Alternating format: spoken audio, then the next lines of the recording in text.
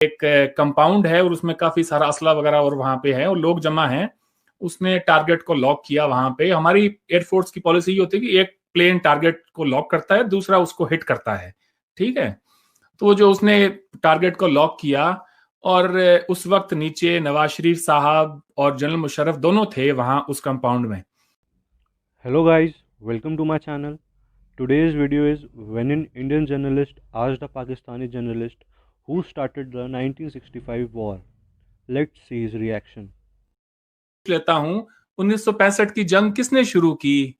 कमर चीमा साहब, मैं आपसे एक सवाल पूछूं अगर जी कि जी 1965 की जी। जंग किसने शुरू की तो क्या जवाब होगा आपका? देखें, 1965 की जंग के ऊपर अगर देखा जाए, सही बात देखी जाए, जो हिस्ट्री में मैंने पढ़ा है, मैंने तो यही पढ़ा है कि अगर ऑपरेशन जिब्राल्टर ना होता तो शायद 1965 की जंग ना होती। तो सो इसका मतलब इसका मतलब, हाँ देखें, लेकिन जारी बात है कि हिस्ट्री जो है वो हिस्ट्री को अपने आप को रिपीट नहीं करना चाहिए। और मैं समझता हूं कि ऑपरेशन जिब्राल्टर जो था, ये पिछले 70-75 साल से पाकिस्तान की तारीख में हमारी जो कश्मीर के ऊपर जो पॉलिसी है वो जिसे कहते हैं ना कि वो ऊपर नीचे इधर उधर रही है। सो एक कंसिस्टेंट अप्रोच अगर हम लेते रहते तो शायद मामलात खराब भी ना होते। शायद मैं समझता हूं कि ऑपरेशन जिब्राल्टर इसकी गलती है। जी।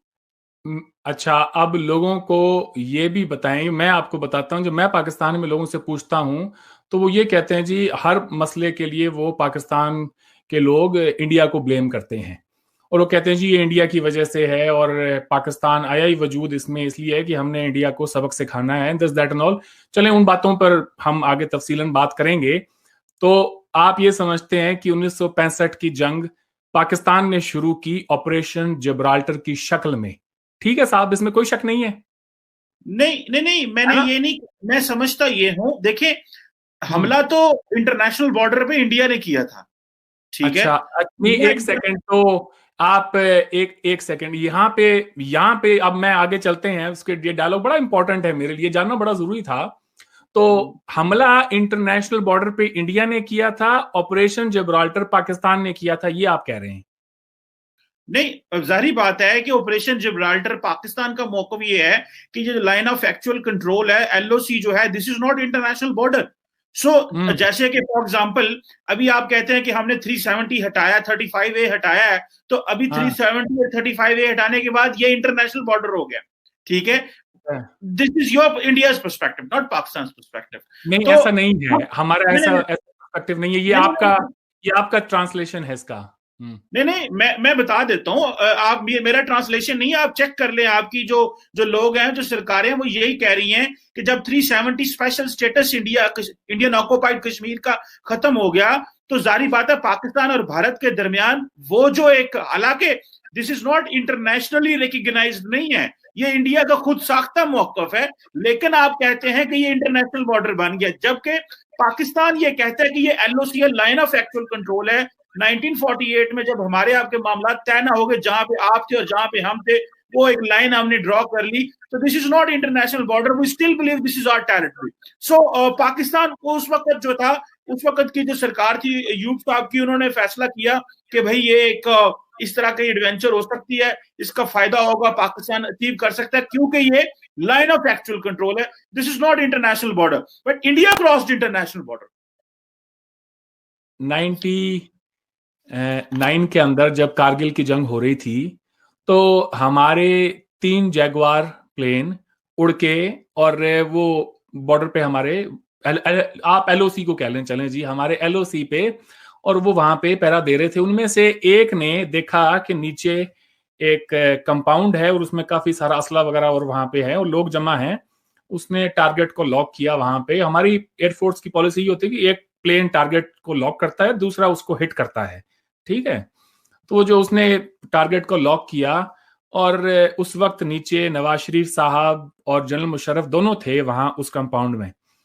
और तो उसने दूसरे जो हमारा दूसरा जो जैगुआर था उसको कहा कि अब इसको तुम टारगेट करो। उसने कहा कि एक सेकंड मैं जरा चेक करूं कि एक बराबर में तीसरा जैगुआर और था जिसमें हमारे एयर कॉमोडोर थे। उन्होंने उनसे पूछा कि ये टारगेट लॉक किया है और मैं इस पे कर दूं? उन्होंने कहा कि नहीं, we might be flying into the Pakistani territory right now. तो हमारे पास में हमारे जो रूल्स ऑफ एंगेजमेंट हैं वो इस किस्म के हैं कि हम इस पे अभी अटैक नहीं कर सकते हैं, बिकॉज इसकी सेंटिटी है एक, और उसको हमें बरकरार रखना है, ये हमारे मुआहिदों के अंदर है। तो हमारे जगुआर ने उस वक्त अटैक नहीं किया उसके ऊपर, उस पॉइंट पे। तो मैं जो आपके उस बात का ये जवाब है साहब कि हिंदुस्तान और पाकिस्तान के दरमियान जो एलओसी है, इसको कोई भी मुल्क अगर इसको तोड़ के और दूसरी तरफ जाता है, उसको as an act of war समझा जाता है। इसकी एक मिसाल 99 की कारगिल की बात कर रहे थे, तो कारगिल के जब जंग हुई 4 जुलाई को, to be precise, Nawaz Sharif साहब वॉशिंगटन में थे और उन्होंने ये मुतालबा किया कि आप सीज फायर करवा दें यहां पर। प्रेसिडेंट क्लिंटन कहते हैं कि नहीं, सीज फायर नहीं होगी, आपको अपनी फोर्सेस को विड्रॉ करना होगा, क्योंकि आपने, this is an act of war, you have been labelled as an aggressor. आपकी आर्मी घुस के उनकी टेरिटरी में गई है और हम इसको बर्दाश्त नहीं करेंगे। तो उन्होंने कहा कि आपके सामने 2 रास्ते हैं, एक तो ये है कि आप अपनी फौज को वापस बुलाएं, और अगर आप नहीं बुलाते हैं तो फिर हम ये डिक्लेयर करेंगे कि पाकिस्तान एक रोग स्टेट है। उन्होंने कहा मैंने इसके मुतालिक ये 2 स्टेटमेंट्स तैयार की हैं, अब आप इनको लेकर जाएं और शाम को मिलते हैं प्रेस ब्रीफिंग में, फिर आप बताएं कि मुझे कौन सी स्टेटमेंट को पढ़ना है। ये प्रेसिडेंट क्लिंटन का बयान है बकौल उनके, आप उनका वीडियो देख सकते हैं इसके ऊपर यूट्यूब पे,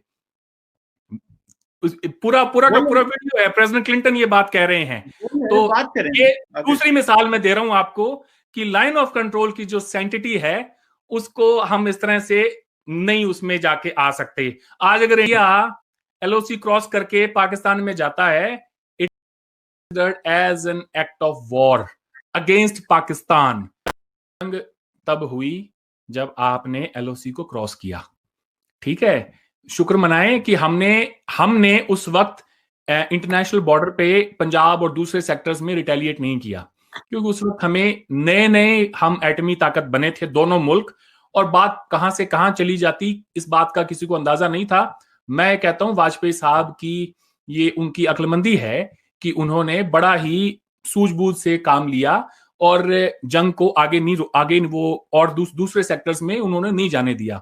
जहां तक ऑपरेशन जिब्राल्टर का ताल्लुक है, 26 से 30 हजार पाकिस्तानी रेगुलर्स आर्मी के वो कश्मीर में घुसे। उसके बाद में जब हमारी आर्मी ने पंजाब सेक्टर खोला, तब आप कह रहे हैं कि जी हमने एलओसी क्रॉस किया, आपने इंटरनेशनल बॉर्डर क्रॉस किया। इस तरह से नहीं होता है। 65 की, मैंने सवाल बड़ा सीधा सा पूछा था, 65 की जंग शुरू कैसे हुई? ऑपरेशन जिब्राल्टर से हुई।